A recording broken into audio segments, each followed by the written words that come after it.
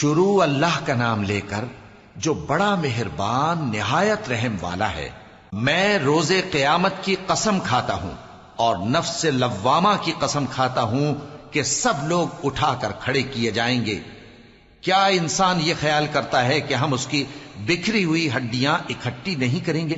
ضرور کریں گے، اور ہم اس بات پر قادر ہیں کہ اس کی پور پور درست کر دیں۔ مگر انسان چاہتا ہے کہ آئندہ بھی خود سری کرتا چلا جائے، پوچھتا ہے کہ قیامت کا دن کب ہوگا۔ سو جب آنکھیں چندھیا جائیں اور چاند گہنا جائے اور سورج اور چاند جمع کر دیے جائیں، اس دن انسان کہے گا کہ کہاں ہے بھاگنے کی جگہ؟ کہیں نہیں، کوئی جائے پناہ نہیں۔ اس روز تمہارے پروردگار ہی کے پاس تمہیں جا ٹھہرنا ہے۔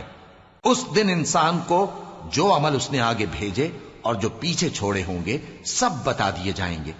بلکہ انسان آپ اپنا گواہ ہے، اگرچہ عذر و معذرت کرتا رہے۔ اور اے پیغمبر صلی اللہ علیہ وآلہ وسلم، وحی کے پڑھنے کے لیے اپنی زبان کو تیز تیز حرکت نہ دیا کرو کہ اس کو جلد سیکھ لو۔ اس کا جمع کرنا اور پڑھانا ہمارے ذمے ہے۔ سو جب ہم اسے پڑھا کریں تو تم اس کو سنا کرو اور پھر اسی طرح پڑھا کرو۔ پھر اس کے معانی کا بیان بھی ہمارے ذمے ہے۔ مگر لوگو، تم دنیا کو دوست رکھتے ہو اور آخرت کو چھوڑے دیتے ہو۔ اس روز بعض چہرے رونقدار ہوں گے، اپنے پروردگار کی طرف نظر کیے ہوئے ہوں گے، اور بہت سے چہرے اس دن اداس ہوں گے، خیال کریں گے کہ ان کے ساتھ کمر توڑ معاملہ کیا جائے گا۔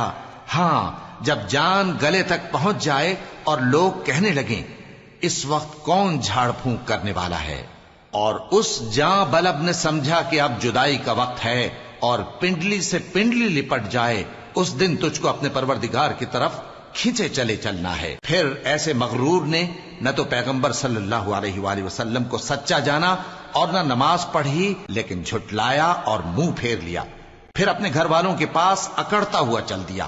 خرابی ہے تیری، خرابی پر خرابی ہے، پھر خرابی ہے تیری، خرابی پر خرابی ہے۔ کیا انسان یہ خیال کرتا ہے کہ اسے یوں ہی چھوڑ دیا جائے گا؟ کیا وہ منی کا جو ٹپکائی جاتی ہے ایک قطرہ نہ تھا، پھر لوتھڑا ہوا، پھر اللہ نے اس کو بنایا، سو اس کے اعضاء کو درست کیا، پھر اس کی دو قسمیں بنائیں، مرد اور عورت۔ کیا اس کو اس بات پر قدرت نہیں کہ مردوں کو زندہ کر دے؟